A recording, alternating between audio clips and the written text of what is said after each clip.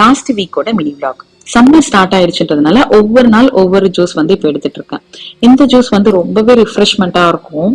One of my ஃபேவரட்னு சொல்லணும். Apple, carrot, beetroot and இஞ்சி இது எல்லாத்தையும் நல்லா தோல் சிவி எடுத்துட்டு அது கூட புதினா போட்டு வந்து நம்ம அரைச்சு வடிகட்டி எடுத்துக்கணும்.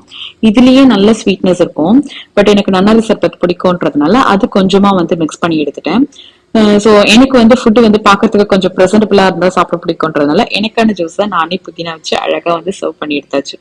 இதோட இந்த திப்பி இருக்கும் பாத்தீங்களா, அது ஆக்சுவலா நான் எப்பவுமே வந்து தூக்கி போடவே எனக்கு மனசு வராது. ஸோ கிட்ஸுக்கு வந்து அதுல ஸ்வீட் பண்ணி தரலாம், கட்லெட் கூட பண்ணலாம். பட் நான் என்ன பண்ணுவேன்னா அதுல கொஞ்சமா தயிர், கடலை மாவு, அப்படி இல்லைன்னா அரிசி மாவு சேர்த்து ஃபேஸ் பேக் மாதிரி வந்து அப்ளை பண்ணிப்பேன்.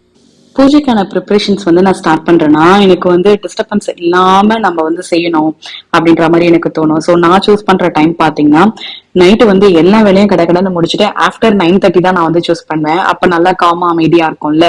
ஸோ சாமி பாட்டு வந்து ஃபர்ஸ்ட் போட்டு விட்டுருவேன். ஃபுல் வைப்ல இறங்கிடுவேன் அப்படின்னு தான் சொல்லணும். ஓம் சக்தியோட 108 போற்றி, சக்தி கவசம், திருவரு அது மாதிரி கேட்டுக்கிட்டே வந்து நான் வந்து செய்வேன். சாமி பாட்டு கேட்டுக்கிட்டே மோஸ்ட்லி வாரம் நல்லா செய்ய முடியுமான்னு கேட்டா டு பி ஃப்ராங்க் வந்து முடியாது தான். பட் ஒன்ஸ் நான் இதுல செய்ய இறங்கிட்டேன் அப்படின்னா வந்து ஃபுல் வைப்ல வந்து இறங்கிடுவேன் அப்படின்னு சொல்லணும். சமயபுரத்தம்மன் படம் பாத்தீங்கன்னா திருச்சி சமயபுரத்துல இருந்து அம்மம்மா எனக்காக வாங்கிட்டு வந்து கொடுத்த மிகப்பெரிய தைரியம் அவங்க.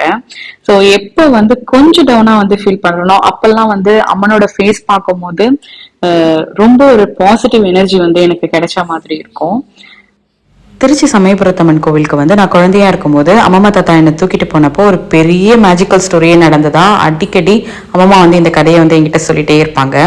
அந்த கதை வந்து நான் உங்ககிட்ட ஷேர் பண்ணணும் அப்படின்னா மேபி நம்ம இந்த வெக்கேஷனுக்கு திருச்சி ஒரு வேளை சமயபுரத்தம்மன் கோவிலுக்கு போயிருந்தோம் அப்படின்னா அம்மன் கோவில்ல இருந்து உங்ககிட்ட வந்து அதை ஷேர் பண்ணணும்னு சொல்லிட்டு வந்து எனக்கு ரொம்ப ஆசை.